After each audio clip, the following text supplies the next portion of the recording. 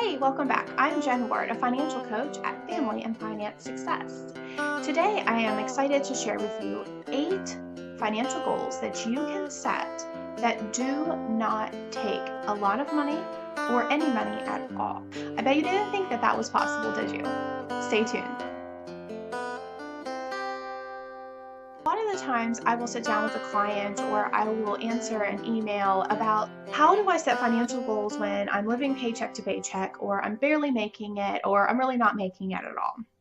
And my comeback to them is there are a lot of financial goals that you can set that do not require any money or very, very little money at all.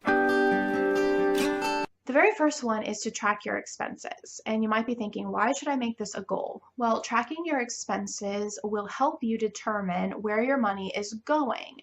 A lot of the times we rely on our mobile banking or we rely on memory, or we really don't even care about it where our money is going because we make so little of it and we're struggling so hard to make ends meet that we're just like, I pay my bills and that's it. Tracking your expenses have a lot of benefits to coming up with a budget, to being a little bit more self-disciplined in where you're spending your money. So this is a goal that takes no money at all. Only thing it does is take your time and a little bit of organization to figure out how you're going to track your expenses. Number 2 is to create a zero balanced budget. This again takes no money at all. It just takes a little bit of pre-knowledge, which would be tracking your expenses and knowing what your income is, and then putting it in a zero-based budget. I have 2 videos that I will link up above for you so that you can learn how to do this yourself. The third thing would be to start using cash envelopes. Again, this doesn't require any additional money than what you are already spending. It just requires you to come up with this system and the system that works best for you. We use cash for our allowances, and I highly recommend that if there is an area where you tend to overspend, that you use cash and you really commit to when the money is gone, and you don't refill it or pull from something else. We also use cash envelopes to manage our sinking funds as well.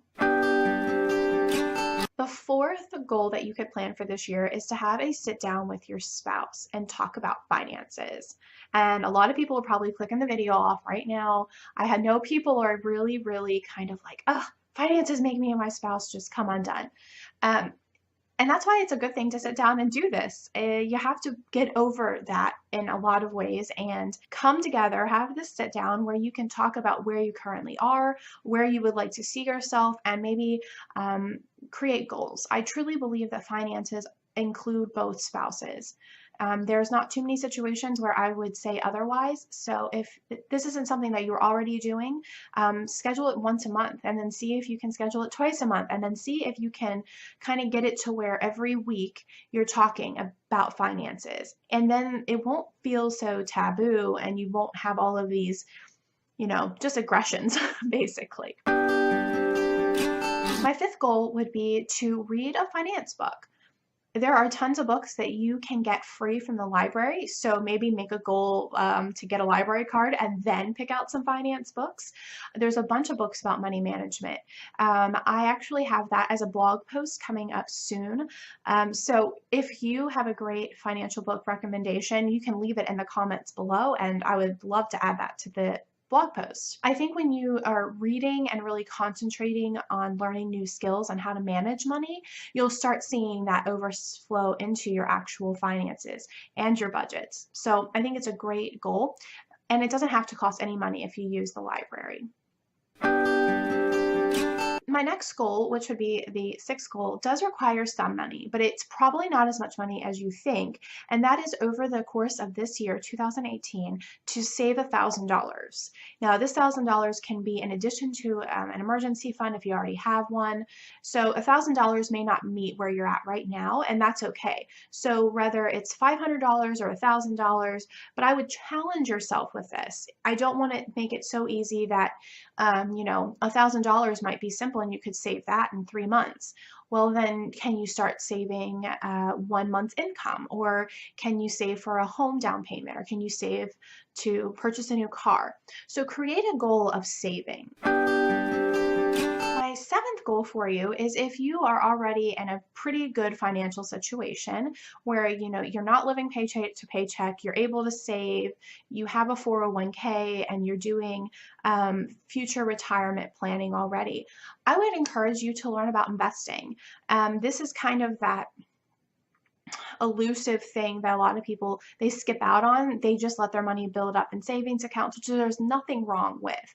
But I would encourage you to learn about investing and see if it might be the right step for you and your family. And then the last goal I would have for you is if you're really struggling and you're not sure where to start, and you've went through programs and you've done this and you've done that and you can't figure it out, I would encourage you to research financial coaches. I am a financial coach, and I'm not saying that you would use me. I would just recommend that you find someone that you have a great rapport with and can help you and guide you through this process of getting to where you do have the money to save and you are coming out of debt and all of the good things are starting to happen for you. A financial coach is not someone who comes in and tells you what to do with your money all 100%. They're there really just to coach you. If you think back to your sports years, you kind of did a lot of it on your own, but they came up with the drills and they came up with at game time, they're like, okay, this is what we could do better. But it's still that the ultimate action came back on you. So that would be my recommendations for goals that don't cost any money or little money. And I think that you can pick one and go full force with it. Don't pick all of these, but just pick one and start out and see where that leads you. Because a lot of the times, just like when you're paying off debt and it snowballs, if you pick a financial goal and you see yourself in a little bit of progress, it will also snowball into motivation for you to pick another financial goal and hit it. So I hope that you like this video. I would like to hear if you are going to choose one of these goals, which one is it that you're choosing? Or do you have a complete different goal for 2018? I hope that if you like this video, you'll give it a thumbs up. And if you haven't yet, you can subscribe. I post videos every Friday and a monthly grocery haul and meal plan the first week of the month. Thanks so much for watching, guys. I'll talk to you later.